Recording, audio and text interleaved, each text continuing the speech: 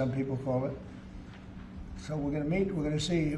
We're in the midst of it's a terrible thing. I hate to see it. I hate to see all that death, so much death and destruction. But death primarily is what I hate to see.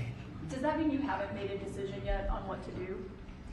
I have ideas as to what to do, but I haven't made a final. I like to make the final decision 1 second before it's due, because things change. I mean, especially with war, things change with war. It can go from one extreme to the other. War is very bad. There was no reason for this to be a war. There was no reason for Russia, Ukraine.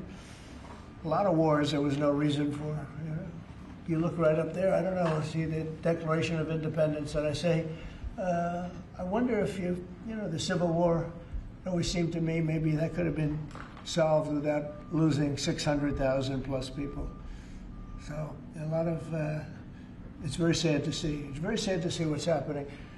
But with that being said, I would say right now, Israel, from the standpoint of winning a war, is doing pretty well. Yeah, please. Mr. President, in your meeting today with the Chief of Staff for the Pakistani Army, did you talk about Iran?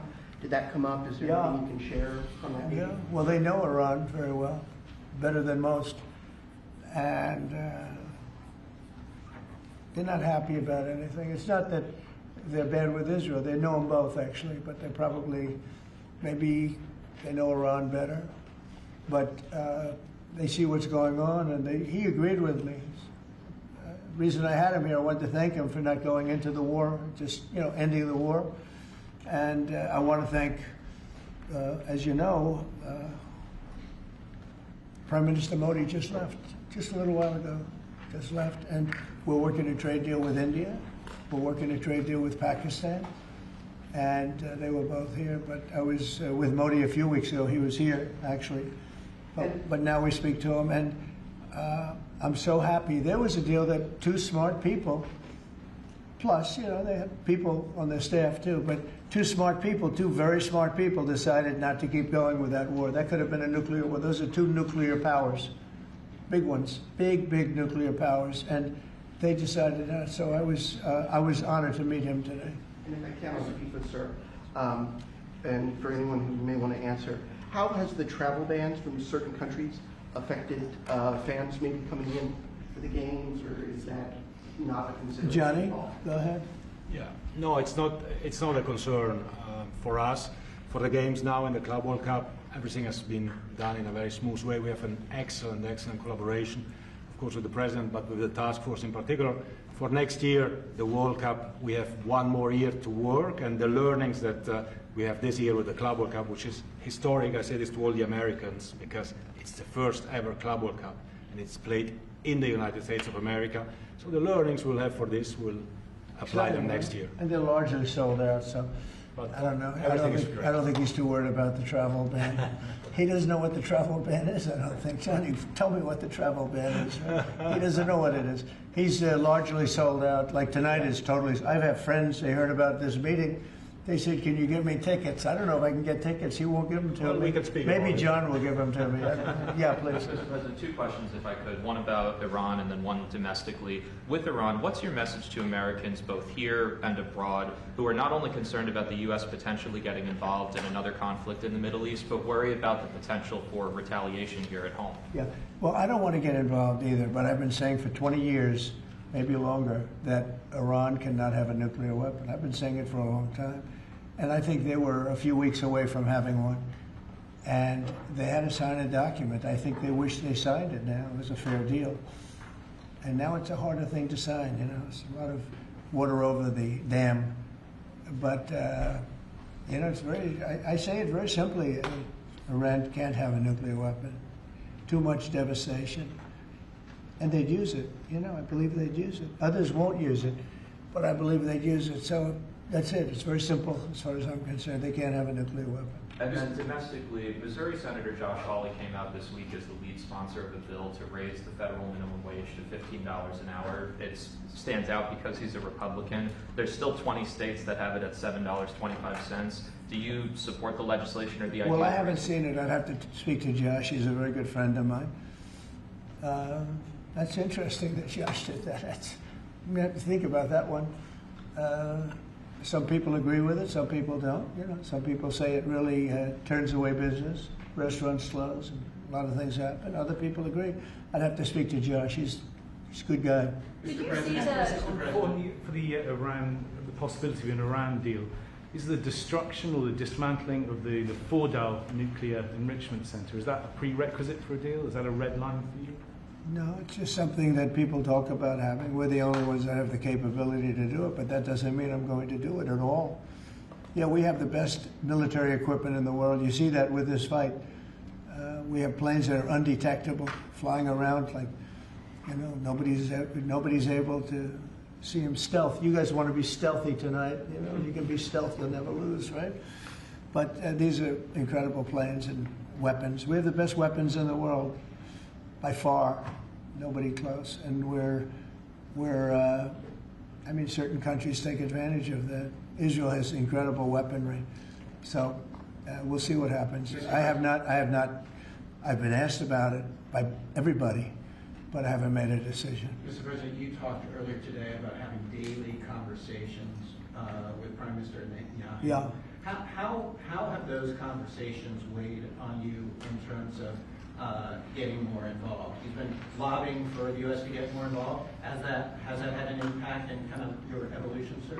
Look, we talk, and I'd like to see everything done. I would have preferred having just an agreement, a strong agreement, you know, verifiable agreement. But it was such a shame. They were so close. You know, Iran was very close to signing what would have been a very good agreement for them. And maybe that could still happen, I guess. You know, they do want to come and see us. They want to see me in the White House. That's a big statement, but it's very late. Is it enough of a statement to hold off getting? We're going to see what happens. Look, we're going to see what happens. Ending it as soon as you can would be good. have you closed the door on meeting with them? No. Okay, so it's still open to them coming here in your Yeah, eyes. I mean, they asked if they could come. We'll see if that happens. It's not that easy for them to come. They can't get out. You know, they're in Iran, and in one case, the guy wanted to come so badly, but he can't get out because there's bombs dropping all over the place. Have you seen the Tucker Carlson and Senator Ted Cruz interview? It seems like this issue on whether or not the United States should strike is kind of dividing a lot of your supporters. No, my supporters are for me. My supporters are America first. They make America great again. My supporters don't want to see Iran have a nuclear weapon. Tucker's a nice guy. He called and apologized the other day because he thought he said things that were a little bit too strong, and I appreciated that. And Ted Cruz is a nice guy. I mean, he's been with me for a long time. I'd say once the race was over, he's been with me ever since, right? But very simple. If they think that it's okay for Iran to have a nuclear weapon, then they should oppose me, but nobody thinks it's okay. People that don't want, I don't want to fight either. I'm not looking to fight. But if it's a choice between fighting and them having a nuclear weapon, you have to do what you have to do. Maybe we won't have to fight. Don't forget, we haven't been fighting. We add a certain amount of genius to everything, but we haven't been fighting at all. Israel's done a very good job of that. But we'll see what happens. The bottom line is they can't have nuclear. And if Ted, I can't imagine that Ted Cruz said it's okay for Iran to have nuclear, including Tucker. I don't think Tucker says it's okay. The problem is then they get themselves into a thing. They don't want them to have nuclear, but then they say, well, we don't want to fight. Well, you're going to have to make a choice because it's possible that you're going to have to fight for them not to have nuclear. And it's interesting because I did ask Tucker, I said, well, are you okay with nuclear weapons being in the hands of Iran? And he sort of didn't like that. He didn't want to really, but he sort of didn't like that. And I said, well, if it's okay with you, then you and I do have a difference. But it's really not okay with him. Therefore, you may have to fight, and maybe it'll end, and maybe it'll end very quickly.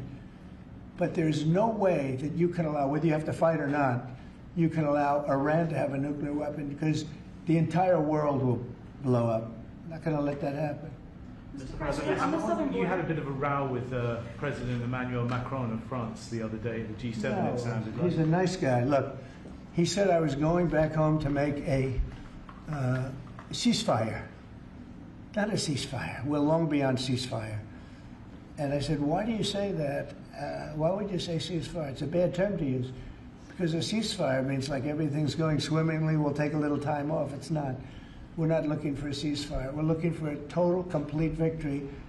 Again, you know what the victory is. No nuclear weapon. Mr. President. So I thought it was a very badly worded statement by him, and obviously I let him know that. On the southern border, you've had record low numbers for the month of May, 95 apprehensions, 0 releases, compared to that of the previous administration exactly a year ago, Yeah. more than 60,000 releases. What do you attribute that success to? I like you. Who are you with? Turning Point USA, sir. Well, they're very good. Turning Point. Charlie, very good. That's what I call a good question, fellas. 1 out of 10, John. 1 out of 10, but that's a really good question. No, we had record good numbers on the border. And people are coming in, but they have to come in legally. Like some of these guys behind me, they have to come in legally. And if they come in legally, we want them. They have to say they love America, they love our country. And if they can't say that, we don't want them. Thank you very much. Very nice. Thank you very much, everybody. Thank you, press. Thank you. Thank you, guys. Thank you, guys. Thank you. Thanks. Thank you. Thank you, Mr. President. Thank you very much. Thanks. Thanks. Pulitzer Prize. Fella, hey, Doug, take a good picture. Absolutely. Pulitzer Prize winner. New York Times Pulitzer. The Times is the bad part. Thank you.